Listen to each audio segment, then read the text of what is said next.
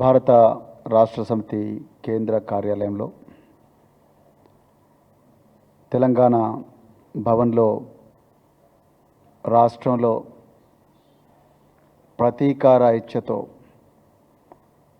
రేవంత్ రెడ్డి రాష్ట్రాన్ని పరిపాలిస్తున్న తీరు మీద ప్రజల మీద ప్రజల గొంతుకగా రాజీ లేని పోరాటం చేస్తున్న బీఆర్ఎస్ వర్కింగ్ ప్రెసిడెంట్ కేటీఆర్ గారి మీద పెడుతున్న అక్రమ కేసుల మీద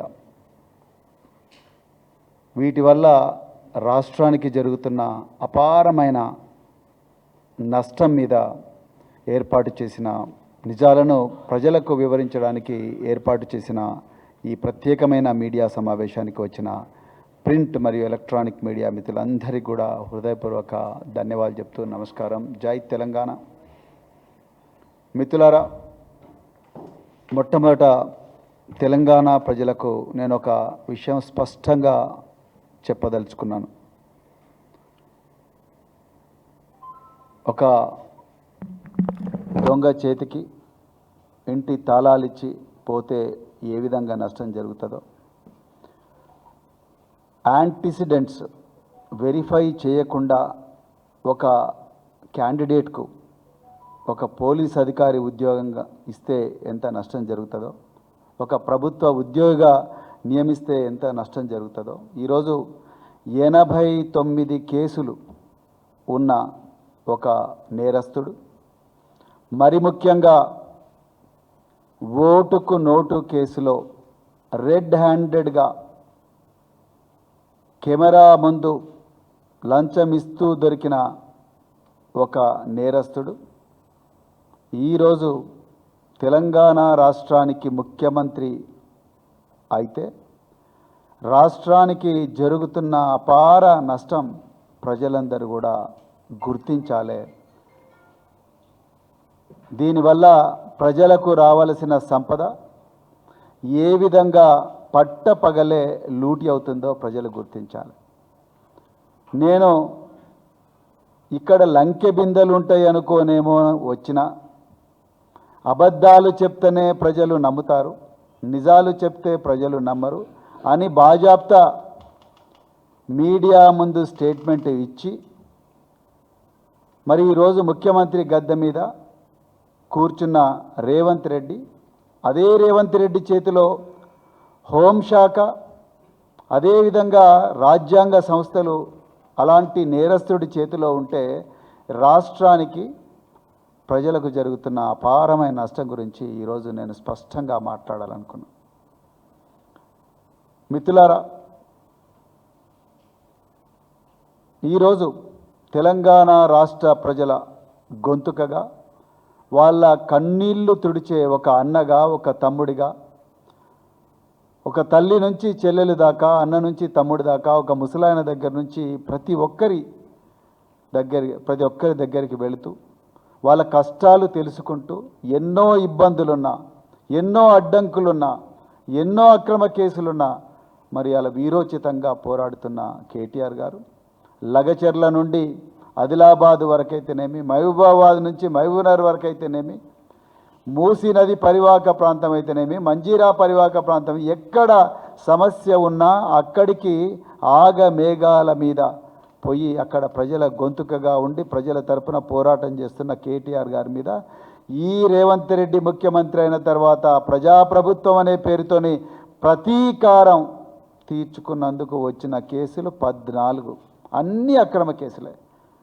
కాళేశ్వరంలో మేడిగడ్డ ప్రాజెక్టు కుంగిపోయిందని కాంగ్రెస్ పార్టీ రకరకాల అబద్ధాలను ప్రచారం చేస్తున్న సమయంలో నిజాలు ప్రజలకు తెలపడానికి కోసం మేడిగడ్డ ప్రాజెక్టు దగ్గర పోతే అక్కడ కేసు, చార్మినార్ దగ్గరికి పోయి నిజాలు మాట్లాడితే అక్కడ కేసు, మూసీ నది పరివాహక ప్రాంతంకు పోయి ఇండ్లు కూలిపోతున్నాయి హైడ్రా వల్ల అని మాట్లాడితే అక్కడ ఒక కేసు, సిరిసిల్లలో ప్రజలకు బాధలు అవుతున్నాయంటే అక్కడ ఒక కేసు.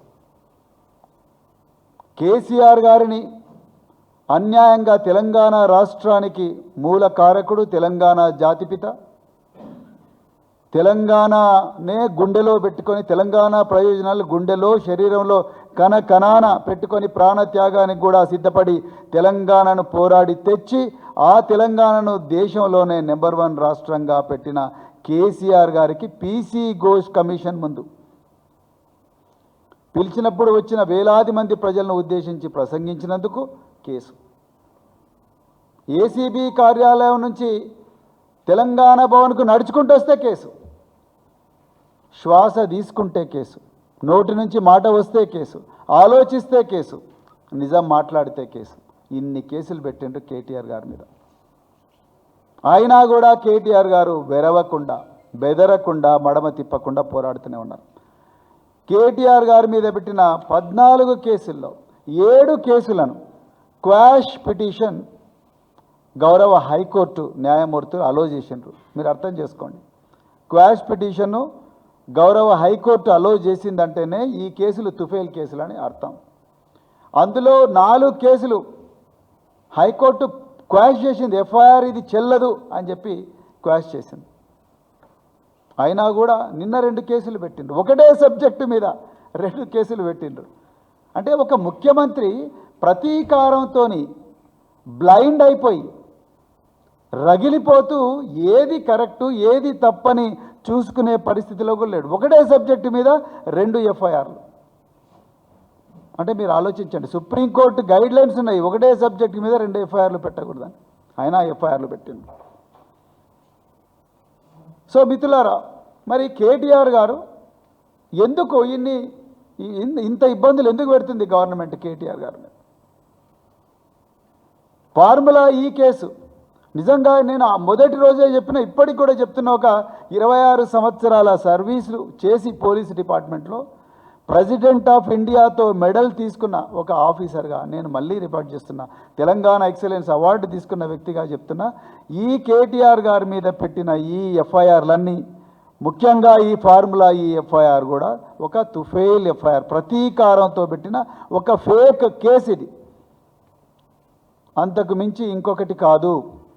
నిజానికి కరప్షన్ అంటే ఏంటి? రేవంత్ రెడ్డి చేసింది కరప్షన్. రెడ్ హ్యాండెడ్గా ఒక వ్యక్తికి లంచం ఇస్తూ నువ్వు పలాని విధంగా ఓటేయాలని చెప్పి 50 లక్షల రూపాయల బ్యాగ్తో దొరికిండు.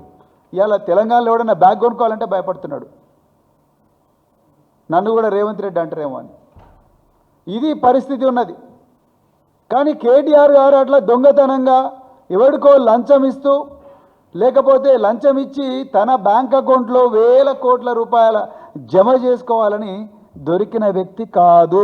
ఆ రోజు చెప్తున్నా, ఈరోజు చెప్తున్నా, 100 సంవత్సరాల తర్వాత కూడా చెప్తా, భారతదేశ నేర పరిశోధన చరిత్రలో సిగ్గుతో తల వంచుకునే కేసు ఏదైనా ఉందంటే ఈ కేటీఆర్ గారి మీద పెట్టిన కేసు. కరప్షన్ అంటే అడిగేవాడి దగ్గర నుంచి డిమాండ్ ఉండాలి, ఇచ్చేవాడి నుంచి ఇవ్వడానికి డబ్బులు ఉండాలి. ఆ అడిగే వ్యక్తి ఏదో ఒక పని చేస్తే ఆ పనికి ప్రతిఫలంగా ఇతను డబ్బులు ఇస్తే అది కరప్షన్. అది నువ్వు పబ్లిక్ సర్వెంట్ అయినా, గవర్నమెంట్ సర్వెంట్ అయినా, సివిల్ సర్వెంట్ అయినా, ఎవరైనా ప్రివెన్షన్ ఆఫ్ కరప్షన్ యాక్ట్ దానికే వర్తిస్తుంది. కానీ ఇక్కడ జరిగింది ఏమిటి? నేను మళ్ళీ చెప్తున్న వాస్తవాలు తెలంగాణ ప్రజలకు తెలవాల్సిన అవసరం ఉన్నది. తెలంగాణ రాష్ట్రంలో కొత్తగా వచ్చిన తెలంగాణ కేవలం దేశానికే కాదు ప్రపంచ పటంలో ఉండాలని, ఒక మొనాకో లాగానో, ఒక మలేషియా లాగానో, ఒక సింగపూర్ లాగానో, ఒక ప్యారిస్ లాగానో, లేకపోతే ఇంకేదో అగ్రరాజ్యంలో ఉండే లాస్ వేగాస్ లాగానో ఇక్కడ కూడా ఒక మొబిలిటీ వ్యాలీ ఉండాలని చెప్పేసి కేటీఆర్ గారు అభిలషించి ఎంతోమంది ఎక్స్పర్ట్స్తో మాట్లాడి ఫార్ములా ఈ సంస్థను ఒప్పించి ఇక్కడికి తీసుకొచ్చిండు. ఫార్ములా ఏ రేసులు అన్ని చోట్ల జరగవు, ఇండియాలో జరుగుతున్నాయా? జరగవు.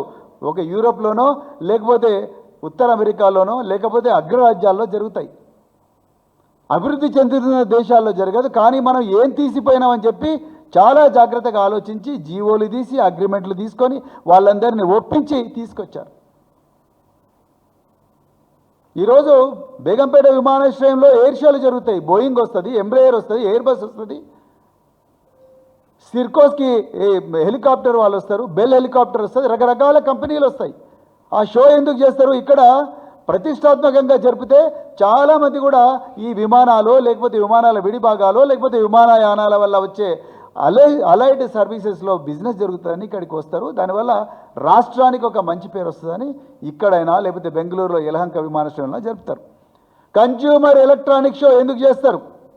పోటీ పడతాయి. నేను లాస్ వేగాస్లో చేస్తా లేకపోతే షాంఘైలో చేస్తా అని రకరకాల వ్యక్తులు పోటీ పడతారు. సియోల్లో చేస్తానో లేకపోతే జపాన్లో టోక్యోలో చేస్తానని పోటీ పడతారు. ఎందుకు అంటే ఆ రాష్ట్రంలో చేస్తే సెల్ ఫోన్లు కానీ లేకపోతే టీవీలు కానీ కెమెరాలు కానీ లేకపోతే ఇంకా రకరకాల ఎలక్ట్రానిక్ గ్యాడ్జెట్స్ కానీ ఇవన్నీ కూడా కొనుక్కోవడానికి లక్షలాది మంది వస్తారు. ఇక్కడి నుంచి స్థానిక సంస్థలకు, స్థానిక మున్సిపాలిటీస్కు, స్థానిక వ్యాపారస్తులందరికీ లాభం జరుగుతుంది. పట్టణానికి మంచి పేరు వస్తే తద్వారా ఇన్వెస్ట్మెంట్లు వస్తాయని చెప్పేసి చేస్తారు. కానీ కేటీఆర్ గారు మరి తెలంగాణ కేవలం ఇవాళ ఎలక్ట్రిక్ మొబిలిటీ అంటే ఈ క్లైమేట్ చేంజ్ జరుగుతున్న ఈ క్రమంలో భూగోళానికి ప్రమాదం పొంచి ఉన్న ఈ తరుణంలో పెట్రోలు డీజిల్ వాడకం తగ్గించి ఎలక్ట్రిక్ ఎనర్జీని పెద్దగా మరి ప్రమోట్ చేయాలనుకుంటున్న ఈ తరంలో చైనా మనకందరికన్నా కూడా ముందు వరుసలో ఉంది.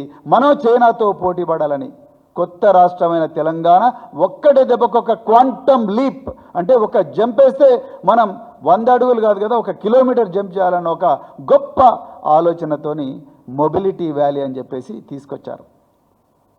మొబిలిటీ వ్యాలీ వల్ల మొబిలిటీ వ్యాలీ అంటే ఒక బజ్ క్రియేట్ చేయాలి. నేను ఇంతకుముందే చెప్పిన ఎయిర్ షో కానీ ఎలక్ట్రానిక్ షో కానీ లేకపోతే కార్ షో కానీ ప్రీమియర్ కార్ షో కానీ ఇవన్నీ చేసేది ఒక బజ్ క్రియేట్ చేయడం. అదేవిధంగా ఎలక్ట్రిక్ మొబిలిటీ వ్యాలీని క్రియేట్ చేయాలని చెప్పేసి ఆనాడు ఫార్ములా ఈ రేస్ అంటే ఎలక్ట్రిక్ రేసింగ్ కార్లు హైదరాబాద్కి వచ్చినాయి. నిజానికి హైదరాబాద్లో మనకు అట్లాంటి రేసింగ్ ట్రాక్ లేదు.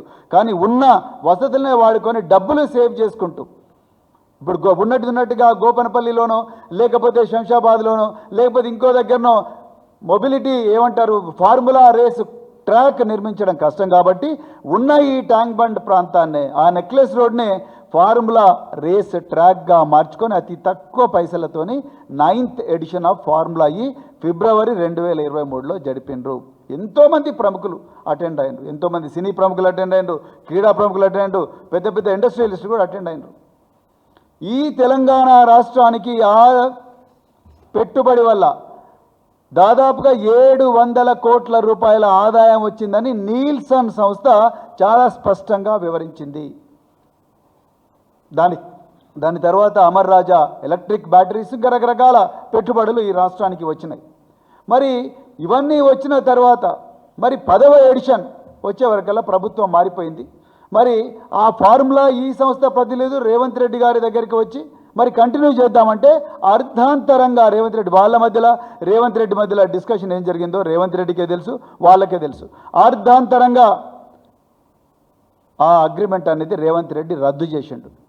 అంతకు ముందే 10th ఎడిషన్ ఫార్ములా రేస్ జరగాలని చెప్పేసి 40 కోట్ల రూపాయలు అఫీషియల్ హెచ్ఎండిఏ అకౌంట్ నుండి ఫార్ములా ఈ అకౌంట్కు ట్రాన్స్ఫర్ చేయడం జరిగింది. నేను ఎందుకు ఈ మాట చెప్తున్నా అంటే ఇది Indian overseas bank, reserve bank of India కింద ఉంటుంది. మనీ పంపించింది గవర్నమెంట్ ఏజెన్సీ. కేటీఆర్ గారు ఇదే పత్రికా సమావేశంలో దేశంలో ఏ మంత్రి చేయని సాహసం కేటీఆర్ గారు చేసిండ్రు. నేను మళ్ళీ చెప్తున్నాను, వేరే ఎవడన్నా మంత్రి ఉంటే మాత్రం నాకు సంబంధం లేదు ఆఫీసర్లు చేసిండ్రు అంటారు. నాకేం సంబంధం లేట్టుకో కాంగ్రెస్ వాళ్ళు కర్ణాటకలో అంటున్నారుగా. కర్ణాటకలో ఆర్సీబీ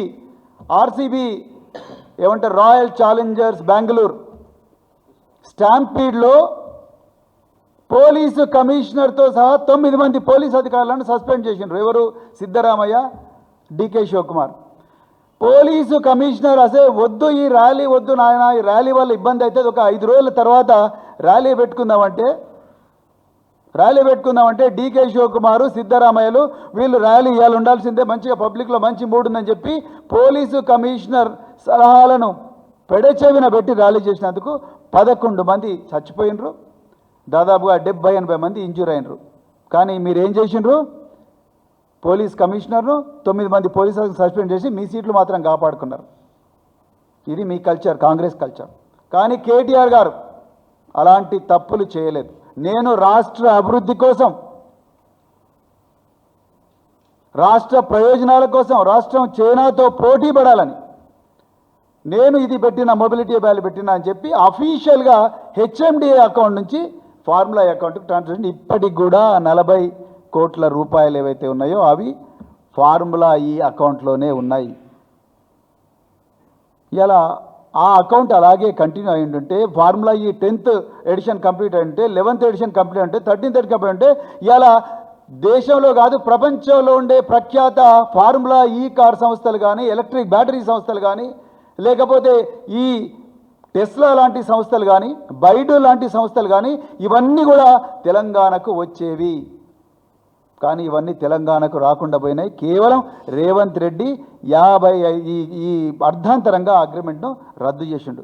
నిజంగా రేవంత్ రెడ్డిని అడుగుతున్నా, ఎవరిని అడిగి రద్దు చేసినావయ్యా నువ్వు? ఇది తెలంగాణ పిల్లల మీద రెఫరెండం పెట్టినావా? లేకపోతే ప్రజల సలహాలు ఏమన్నా తీసుకున్నావా? లేకపోతే ఫార్ములా గురించి ఏమన్నా చెప్పినావా? ఏమీ చెప్పలే. నిజానికి నేను ఇప్పటికి కూడా చెప్తున్నా, ప్రివెన్షన్ ఆఫ్ కరప్షన్ యాక్ట్ ప్రకారం మీరు నిందితుడని ఎవరైతే కేటీఆర్ గారిని అంటున్నానో ఆయన పర్సనల్ అకౌంట్లో ఒక్క పైస కూడా ప్రభుత్వ పైస లేదు. ఫార్ములా ఈ నుంచి కేటీఆర్ గారికి ఒక్క పైస కూడా రాలేదు. అది 700 కాదు 70,000 కోట్ల రూపాయల పెట్టుబడి ఆదాయం వచ్చే విధంగా కేటీఆర్ గారు ఆనాటి భారత రాష్ట్ర సమితి ప్రభుత్వం పెట్టిన ఇన్వెస్ట్మెంట్. ఆ ఇన్వెస్ట్మెంట్ని అర్ధాంతరంగా నువ్వు రద్దు చేయడం వల్ల ప్రజలకు వచ్చే 1,000 కోట్ల రూపాయల ఆదాయం పోయిందనేదే నిజం. కానీ ఆ నిజాన్ని తొక్కిపెట్టి కేటీఆర్ గారి మీద prevention of corruption act case పెట్టిండ్రు. సరే పెట్టిన తర్వాత మీరు ఏసీబీ ఆఫీసులో మరి జనవరి 11వ తారీఖు నాడు ఇదే సంవత్సరం మీరు ఏసీబీ ఆఫీసులో దాదాపు 4-5 గంటల పాటు ఆయనను విచారించారు. ప్రజల ముందర కేటీఆర్ గారు ఏం చెప్పిండ్రో అదే చెప్పిండ్రు. కేటీఆర్ గారు ఇక్కడైతే ఏం చెప్పిండ్రో, నేనయ్యా బాబు నేనే ఇచ్చిన ఇన్స్ట్రక్షన్ ఆ అరవింద్ కుమార్ కానీ లేకపోతే ఆ మేనేజింగ్ డైరెక్టర్కి నేనే ఇచ్చిన ఇన్స్ట్రక్షన్ అని చెప్పి చాలా గొప్పగా చెప్పిండు. మీ కాంగ్రెస్ వాళ్ళ తీరుగా ఒక కమిషనర్ ఆఫ్ పోలీస్ను లేకపోతే మిగతా వాళ్ళని బలిచ్చినట్టుగా బలియలే. కేటీఆర్ గారు నిజాయితీ ఉన్న నాయకుడు కాబట్టి, నికార్సైన నాయకుడు కాబట్టి, కలేజా ఉన్న నాయకుడు కాబట్టి ఆ ఇన్స్ట్రక్షన్ నేనే ఇచ్చిన, రాష్ట్ర ప్రయోజనాలకు ఇచ్చిన, నా అకౌంట్లో పడలేదు ఫార్ములా అకౌంట్లో పడని చెప్పిన ధీశాలి కేటీఆర్ గారు. అక్కడ కాంగ్రెస్ వాళ్ళు ఏం చేసిండ్రు, సిద్ధరామయ్య, డీకే శివకుమార్ వాళ్ళ తోలు కాపాడుకోవడం కోసం, వాళ్ళ సీట్ కాపాడు కోసం 9 మంది పోలీస్ అధికారులను కమిషనర్ ఆఫ్ పోలీస్ సస్పెండ్ చేసిండ్రు. అది మీ కల్చర్, ఇది మా కల్చర్. కేసీఆర్ గారు మాకు నేర్పించిన ఒక గొప్ప విలువలున్న సంస్కృతి ఇక్కడ ఉన్నది. మీరు ఆ రోజు జనవరి 11 నాడు మరి 3-4 గంటలు చేసిండ్రు. ఆయన మొత్తం కూడా చెప్పిండ్రు ఎట్లెట్లా ఉంది ఎట్లేదు అంతా కూడా రికార్డ్ మీద ఉంది. ఇందులో దాచిపెట్టుకోవడానికి ఏం లేదు. నీలాగా బ్యాగుల్లో డబ్బులు మోసుకుపోయిన వ్యవహారం కాదు. గవర్నమెంట్ అకౌంట్ నుంచి ఫార్ములా ఈ అకౌంట్ అఫీషియల్ అకౌంట్కి పోయింది. నువ్వు మళ్ళీ ఏం ఎగ్జామిన్ చేస్తావు? ఇక్కడే అసలైన నిజం ప్రజలందరూ కూడా గమనించాలి. కేటీఆర్ గారు ఇవాళ వీరోచిత పోరాటం చేస్తూ ఉన్నాడు. 6 గ్యారంటీలు ఇచ్చినావు, గ్యారంటీలు ఏవి కాలే. రుణమాఫీ పూర్తిగా చేయలే, రైతు భరోసా రావడం లేదు, విద్యార్థులకు అన్యాయం జరుగుతూ ఉన్నది, మహిళలకు అన్యాయం జరుగుతూ ఉన్నది, మూసీ నది సుందరీకరణ పేరుతో నీ పేదల జీవితాలు నాశనం చేస్తున్నావు. మరి ఫార్చ్యూన్ వ్యాలీ లేకపోతే 4th సిటీ లేకపోతే ఇంకేదో అని చెప్పేసి మీ 4 బ్రదర్స్ కలిపి 4 బ్రదర్స్ సిటీ అని చెప్పేసి ఒక ప్రైవేటు సిటీని మీరు మరి అటువైపు చేసుకుంటా ఉన్నారు. ఇవన్నిటిని కూడా కేటీఆర్ గారు ప్రశ్నిస్తున్నారు. అడుగడుగున మీ అన్యాయాలను, మీ అక్రమాలను, మీ దోపిడీని, మీ దౌర్జన్యాన్ని ప్రశ్నిస్తున్నందుకే కేటీఆర్ గారి మీద 14 కేసులు పెట్టింది. నిన్న చిల్లర రాజకీయాలు చేయకు రేవంత్ రెడ్డి అంటే కేసు, హౌలా అంటే కేసు. హౌలా అంటే మీనింగ్ తెలుసా రేవంత్ రెడ్డి నీకు? ఫూల్ అని అర్థం, అమాయకంగా ప్రవర్తించకు అని అర్థం. హౌలా అంటే కేసు. చిల్లర రాజకీయాలు అంటే కేసు ఎట్లా పెడతారు? ఆ బల్మూరు బెగ్గట్టు ఆయన ఎట్లా బల్మూరు ఆయన ఎమ్మెల్సీ అంటే నాకు అర్థమైతే లేదు. చిల్లర రాజకీయాలు చేయకుండా పోయి కేసు పెడతారు అంటే మొత్తం కూడా ఎఫ్ఐఆర్లన్నీ కూడా కంప్లైంట్లన్నీ కూడా గాంధీ భవన్లో మ్యానుఫ్యాక్చర్ అవుతున్నాయి. పెట్టుడు మాత్రం కేసులు ఆదిలాబాద్లో పెడుతున్నారు.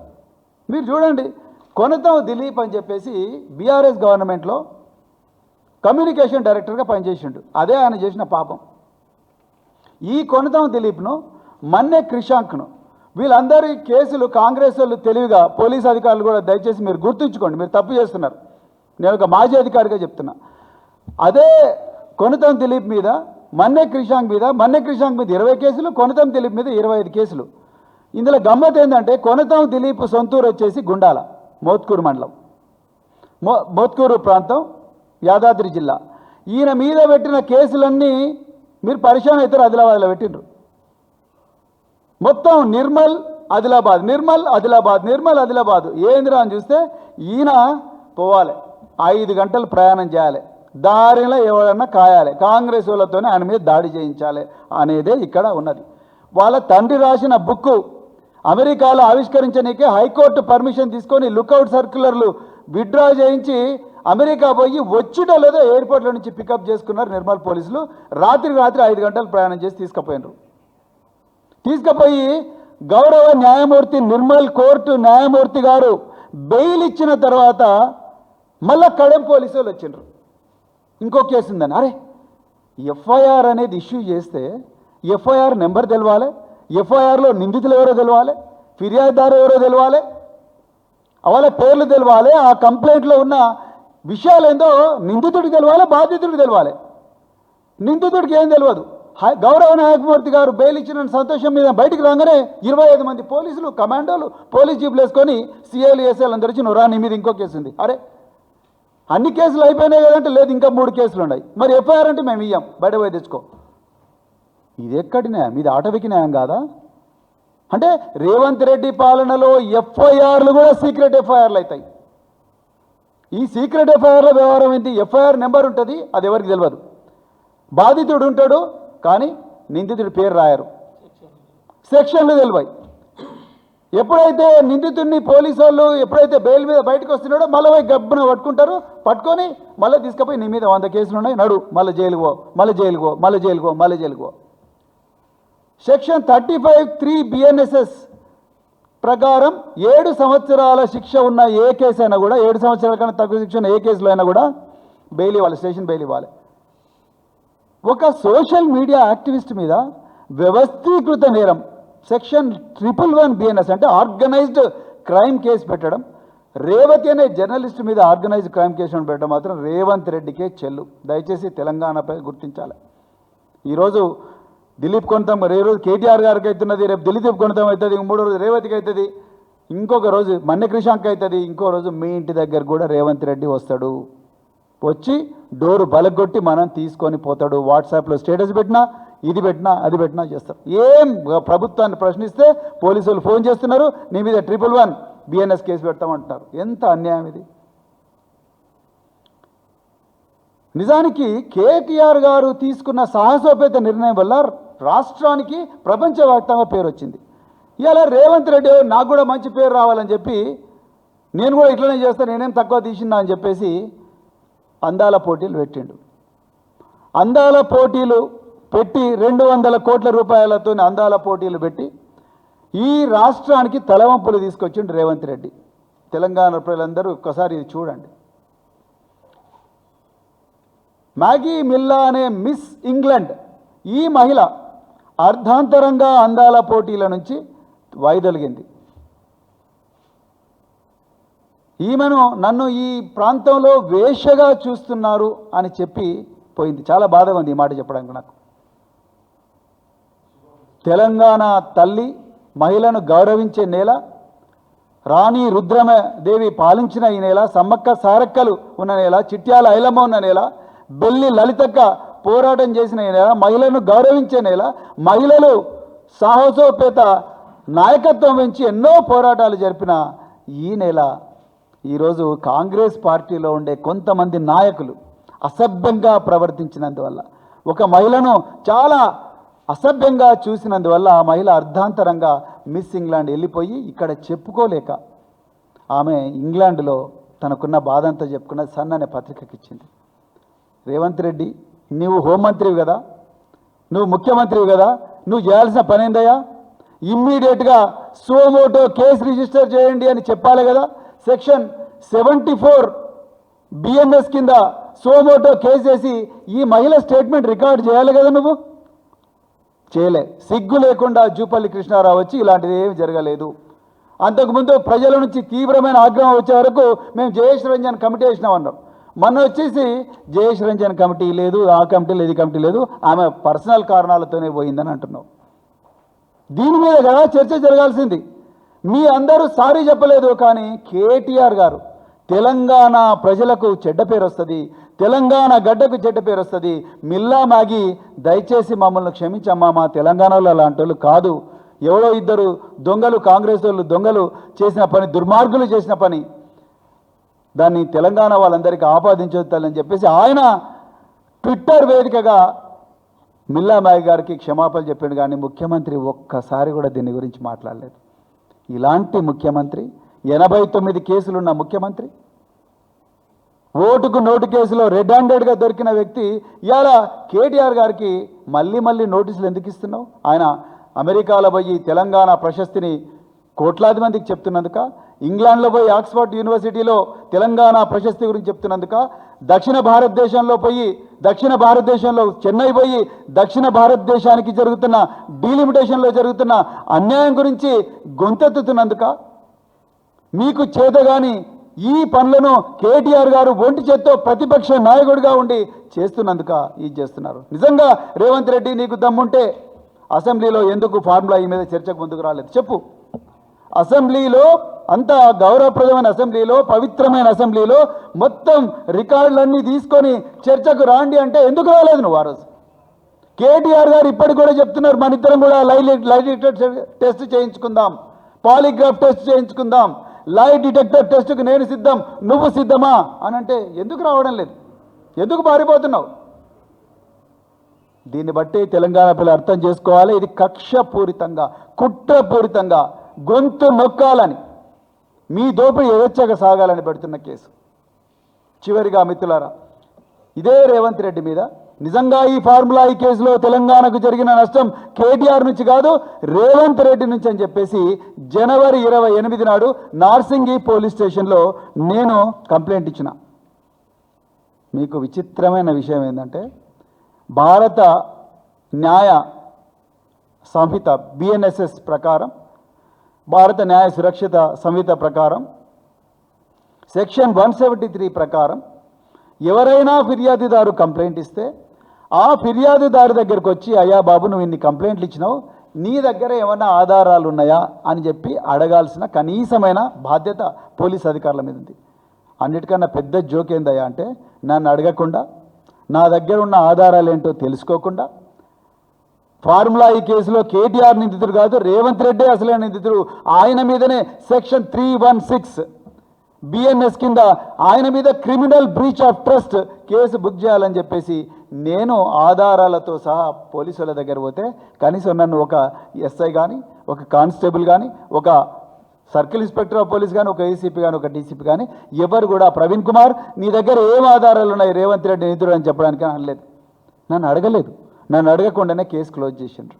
నేను పోలీసు అధికారులను అడిగితే పోలీసు అధికారులు అంటారు, సార్ మీకు తెలియదే ఉన్నది సార్, మీరు ముఖ్యమంత్రి మీదనే కేసు పెట్టిండ్రు అంటే, ముఖ్యమంత్రికి ఒక న్యాయం, సామాన్య పౌరుడికి ఒక న్యాయమా? ముఖ్యమంత్రికి ఒక న్యాయం, కేటీఆర్కి ఒక న్యాయమా? ముఖ్యమంత్రికి ఒక న్యాయం, మన్నె క్రిషాంక్ ఒక న్యాయమా? ముఖ్యమంత్రికి ఒక న్యాయం, కొనతం దిలీప్కి ఒక న్యాయమా? లేకపోతే ఆదిలాబాద్లో రైతుకు ఒక న్యాయమా? లేకపోతే విద్యార్థికి ఒక న్యాయమా? విద్యార్థి నాయకులకు ఒక న్యాయమా?